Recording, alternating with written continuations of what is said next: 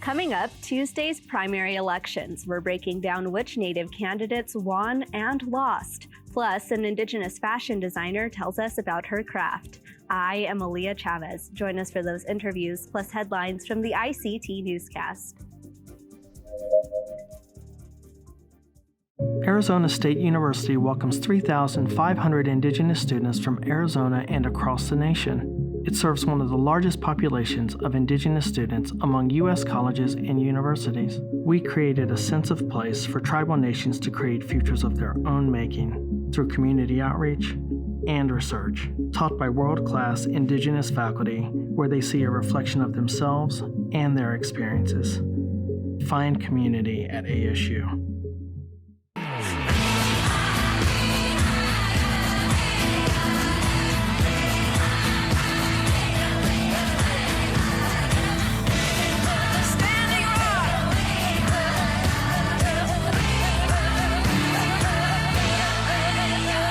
This is the ICT Newscast with Aaliyah Chavez.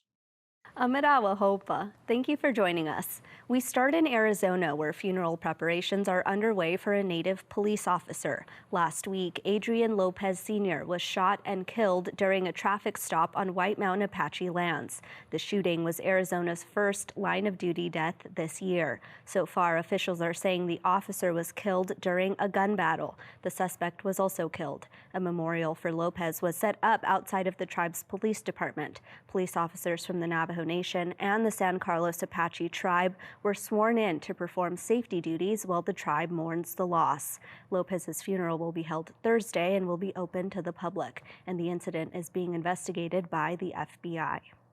In North Dakota, tribal citizens are speaking up about air quality being affected by oil and gas plants nearby. Last week, the state's Department of Environmental Quality held a public hearing on its regional air pollution or haze plan. According to estimates by experts, 72,000 tons of air pollution will be released over the next decade. And with two of these plants very close, the air and health for the Mandan, Hidatsa, and Arikara Nation could be in jeopardy. Prairie Rose Seminole is a MHA citizen. She is an Indigenous fellow with the National Parks Conservation Association. She spoke to ICT about the state's plan. The haze plan really fails to protect our people, fails to protect our land, fails to protect our waters, fails to protect our livestock and wildlife areas in a way that we have a real opportunity here to really decrease the toxins within our air quality and allow for the North Dakota Department of Environmental Quality to take care of the citizens of North Dakota. Currently, the state's plan only covers improving degraded visibility and health at national parks and wilderness areas. In Peru, thousands of Indigenous people are taking to the streets of the country's capital. They are demanding justice for wrongful deaths of tribal citizens, and they want the government to support Indigenous land rights. ICT producer and correspondent Vincent Moniz has this special report. Representatives from Indigenous communities across Peru protested in the capital of Lima last week. Among their demands is justice for the environmental defenders that have been killed in their communities. The demonstrators also called on the government to give them greater support.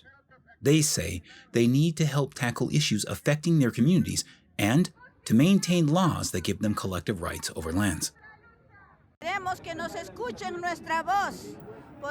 We want them to hear our voice because the Indigenous people have always been minimized, have been made invisible. We, the Indigenous people, are also Peruvians, as is everyone else here in Lima, but we have always been put aside. And that's why, in this opportunity, we came to request that the government of President Pedro Castillo, for whom we have voted, listen to us. Indigenous communities, several of which are settled in natural reserves, are being threatened on many fronts. These communities are overcome with illegal logging, mining, and land appropriation by criminal organizations, as well as by drug trafficking groups. The Peruvian government has given Indigenous communities authority over some territories which are difficult to access.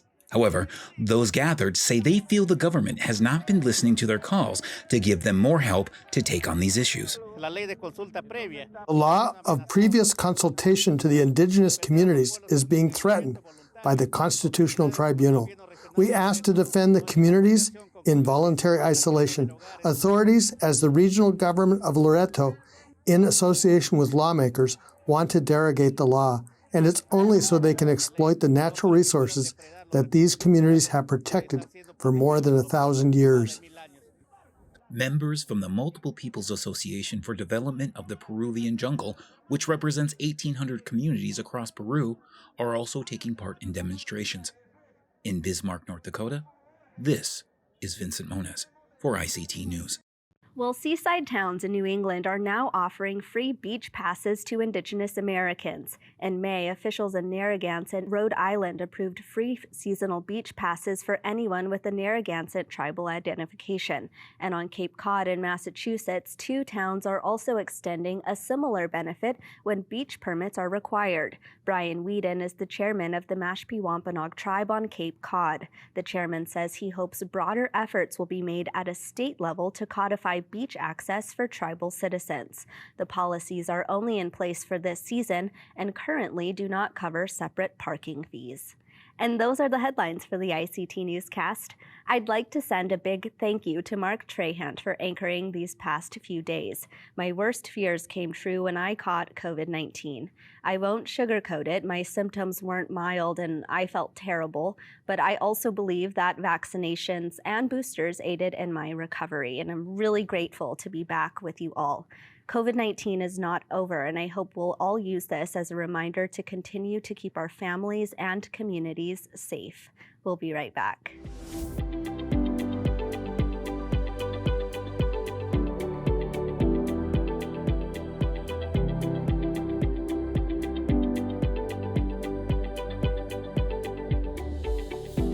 Indian country today is now ICT.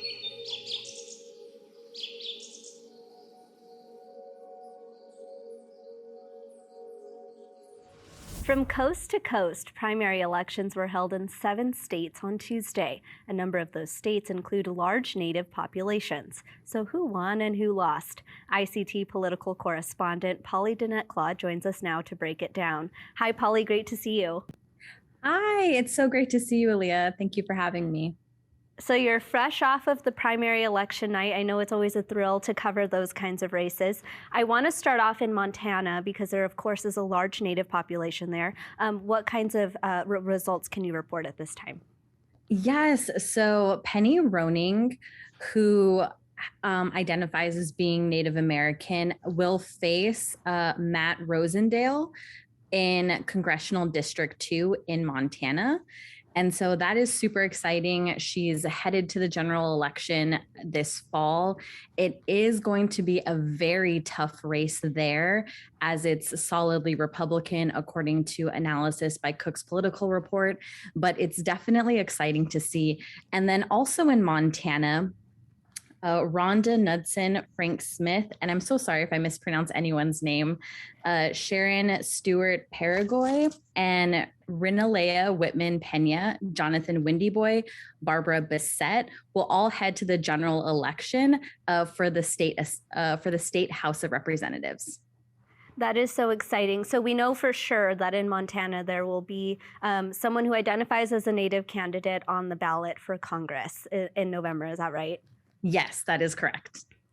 And actually, let's go to a state pretty close to Montana. Let's go to South Dakota because there was someone running for the U.S. Senate there. Tell us about what happened. Yes. So it was going to be a very tough race in South Dakota. And Bruce Whalen was running on the Republican ticket, which is against incumbent Senator John Thune, who currently is the Senate Minority Whip and also is, people describe him as being the next after Mitch McConnell to take over his role. And so it was a tough race in South Dakota for Whalen, but he stayed in second place the entire night. He got 20% of the votes. By the end of the night, he had a little over 24,000 votes for him. And so I thought that was really exciting to see that an Indigenous candidate for Senate got that much support. Yeah, that does sound surprising, especially as you said, to be going up against a Republican senator who has all of this support already and to come in second place. I mean, that sounds a little surprising to me. I want to continue and go to New Mexico. What happened in New Mexico? So in New Mexico, Yvette Harrell was running unopposed. So she was already headed to the general election, but she is going to face Gabe Vasquez in a more blue district. So with redistricting in New Mexico, District 2 got a little more of a toss-up district. And so it's going to be really, really competitive coming for the general election this fall. And it's just really exciting to see what will happen there. Yeah. I mean, all of us are looking forward to watching New Mexico. It's a very exciting state. Let's move to California. What happened there? So in California, Assemblymember James Ramos is headed to the general election, and he'll be facing a Republican candidate, Joseph Martinez. So again, California will have one Native person for the Assembly member role in, I think it's District 45, who will be headed to the general election. So that's super, super exciting. Once again, he is the incumbent, so he did win last election. And now he's running for re-election again. And I'm excited to see, to watch that race. Yeah, same here. I mean, I talk to California tribal leaders all the time, and they consistently tell me that he's someone who champions legislation for Indigenous people. And they say, their words, that he's a champion for Native people. So it's exciting to hear that he'll be on the ballot in November. We have you here. I know that you're going to continue covering primaries as they come up. So what primary are you looking at next, and who are the candidates you're watching? I am super excited for the next election, which is the next primary, which is going to be in Nevada. And there we have Mercedes Krause, who is running in Montana Congressional District 2. It is considered like a likely Republican seat. But what's exciting is I feel like the Native vote is not being taken into consideration. And I feel like because there is a Native Democratic candidate, that she does have a really good chance of making it to the general election this fall, just off of Native votes, because Congressional District 2 in Montana has a huge Native population. There are a lot of tribal nations in that area. And I feel like it could really make all the difference in this race. And so I'm excited to watch and to see where that election goes. Yeah, I'm excited as well. So far we know that there will be a Native candidate on the ballot in Montana, New Mexico. We'll watch for Nevada, of course, Oklahoma, and so many other states coming up. Polly, thank you so much. Thank you so much for having me, Aaliyah. Indian Country Today is now ICT.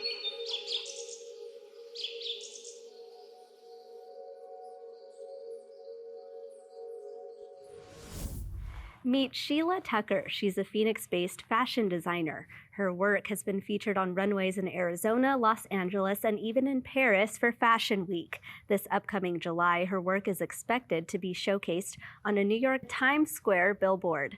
Hi, Sheila. Welcome to the ICT Newscast. Hi, thank you for having me. So tell our viewers what kinds of apparel that you specialize in. I do a lot of gowns.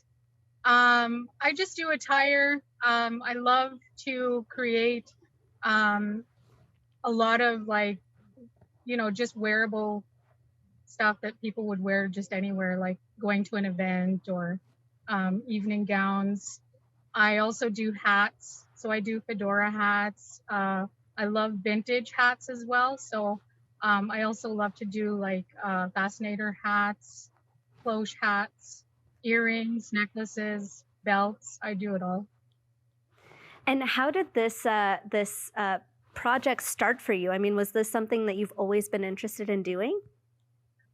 Yes, actually, I always have been very creative. I've always been a beater. It's just something I was raised with. I always say that, being Indigenous, beading and garment making is always a way of life, and it still is. So it's just kind of something I was born into. So it's a little bit of an addiction. Well, I mean, if you're having fun doing it, that's a great addiction, right? To be able to do a hobby that you really love. As I mentioned in the opening, your work is going to be featured on a billboard in Times Square. Tell us about that project. Well, that opportunity came about, I believe it was after I did LA Fashion Week.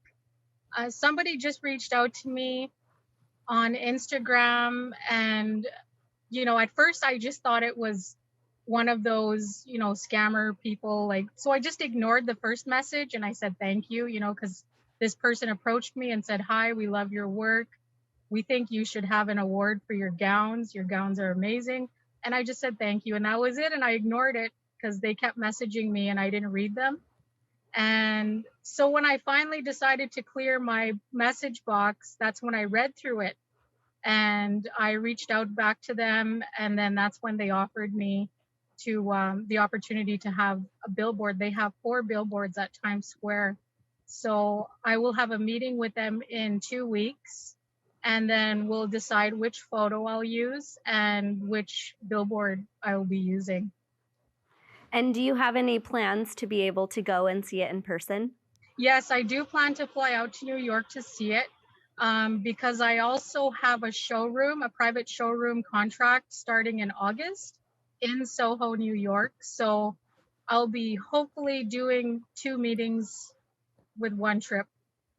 Yeah. I want to talk a little bit about Indigenous representation in the fashion industry. I mean, to have your work featured in Times Square and to be able to, work on things like Paris Fashion Week and LA Fashion Week. I mean, what does that feel like for you in terms of being an Indigenous designer and showing up to these spaces that weren't necessarily created for Indigenous people? It's really incredible, because, growing up, I always did watch Paris Fashion Week back home in Canada as a young girl, and I often wondered, like, I wonder how people can get into this industry, like what do you need to be there? I never really pursued it because, I was a mom, career, all that sort of stuff. But I always kept creating, and people would always tell me, "Your work's amazing, you should do something with it." I was always so busy working. And finally, um, to be a part of that, and it just felt so surreal, especially being in Paris. I don't think it really fully hit me until we were there. And I took 2 of my best friends with me. My best friend from high school also came with me.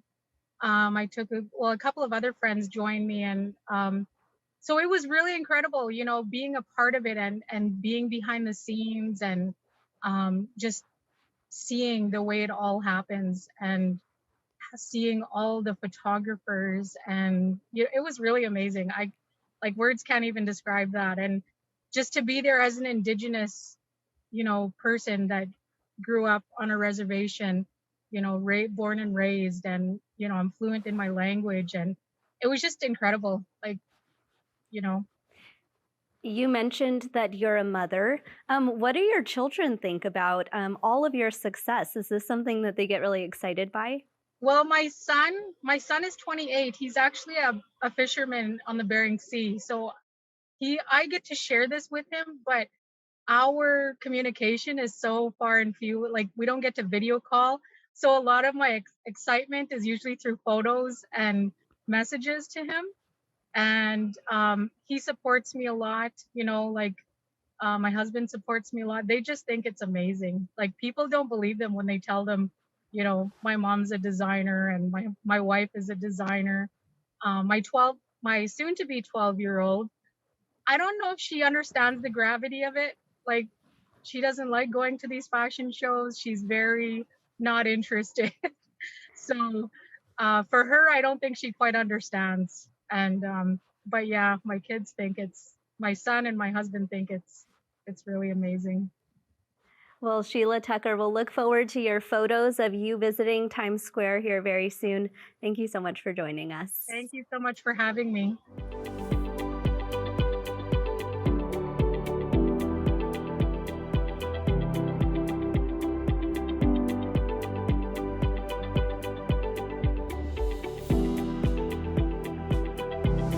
Indian country today is now ICT.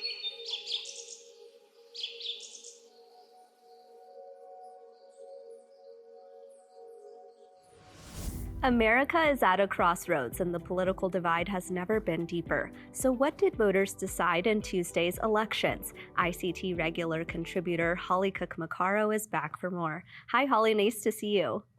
Hi, Leah. It's good to see you too. So we just had Polly Dennett-Claw on to talk about Tuesday's primary elections. I want to ask you, though, what surprised you and the outcomes from it?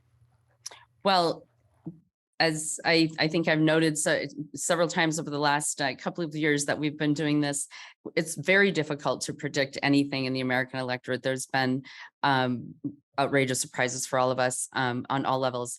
So one thing I thought that jumped out at me yesterday was the ideological edges of both parties didn't seem to fare well, with DA Boudin losing the very progressive district attorney in San Francisco, very high profile in terms of the approaches, and the voters rejected that.